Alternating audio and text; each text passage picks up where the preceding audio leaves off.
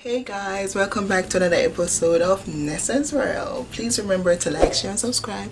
Hit that notification bell so whenever I release a new video, you will be the first to know. So today I'm going to give you 5 things to look out for when you're selecting a J1 job. Yes, because I know it's now time for job selection and I don't want you guys to go over there and be like, oh, this is the best, the worst job, I wish I didn't select this job and I just want to go home. You know, I want you guys to go over there and enjoy working and making a lot of money and meeting new people. So I'm just going to give you 5 things. 5. Yes, 5, just 5, and this is going to be a very fast and snappy video. So stay tuned.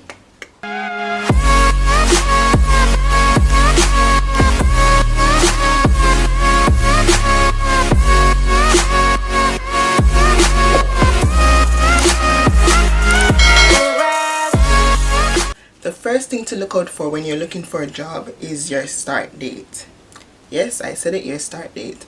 And the reason why I say this is because, you know, most employers don't want you to come until the season has picked up, and which I can understand and we should understand, because it doesn't make sense they hire us and they're not getting the money in return to pay us. So their date is normally between June and July, but we all know as Jamaicans or any other nation, we would like to leave school and go straight into work because we would like to make that dough, right? And yeah, meet new people. So normally the average date that Jamaicans or any other country would like to be in the United States is around May 15th, and you need to check the documents or the portal or whatever you look to select your job to see the start date and the end date as well, because sometimes they want you to end in August, and you know, we would like to work up until September. So look at the start date and see if you are comfortable with the start date. And I know we have a lot of school that end like the end part of May, but for my school we end like the first week in May. So as May is out, we would want to go out.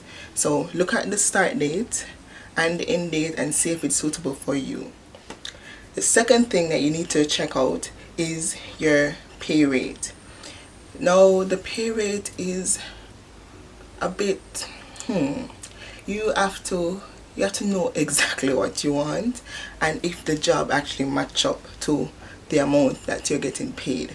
And not only that, the next point would be, you know, your hours, right? So if the pay match up to your hours plus the amount of money you're paying for rent plus buying food, and you should also look for the minimum wage to see if it fit into the minimum wage gap for that state. So also look for your the pay rate and see if it match up to, you know, your expenses and yeah, everything. So that's number 2, look for the pay rate.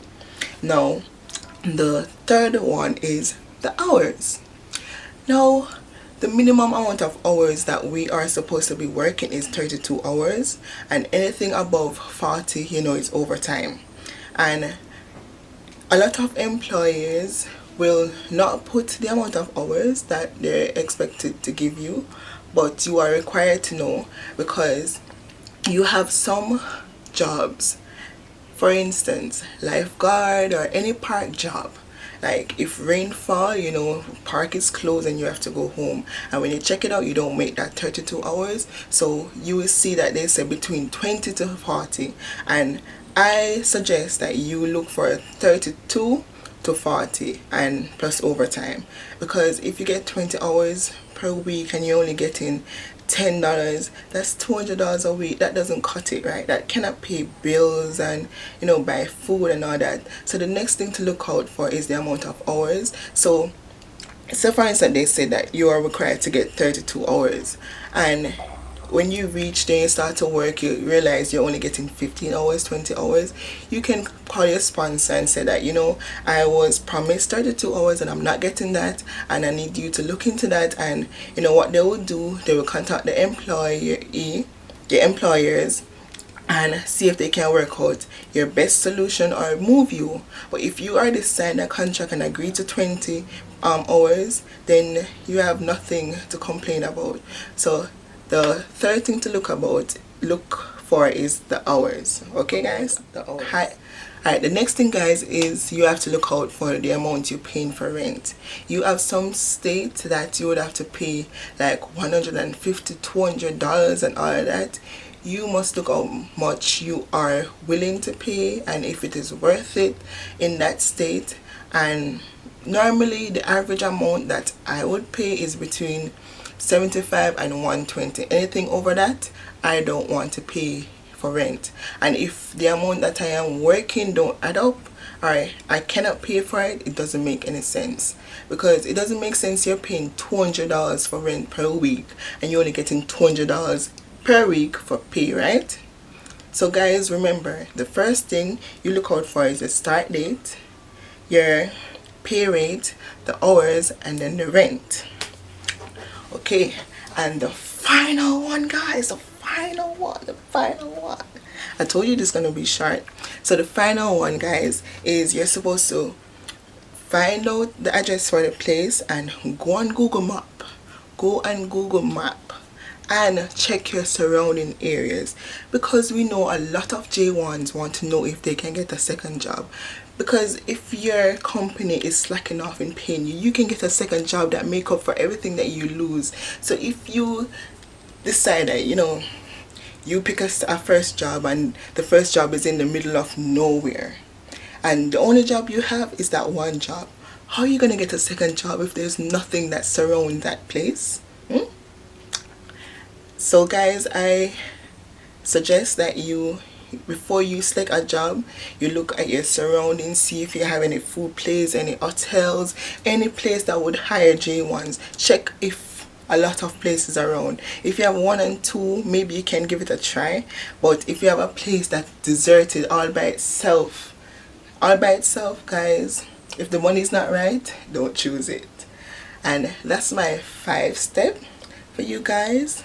So thank me later. So let's go through this again. Number 1, start date. Number 2, pay rate. Number 3, your hours. Number 4, your rent. And number 5, check the surrounding areas. Okay guys, bye. Thank you guys for watching. Please remember to like, share, and subscribe. Hit that notification bell so whenever I release a video, you will be the first to know. Bye.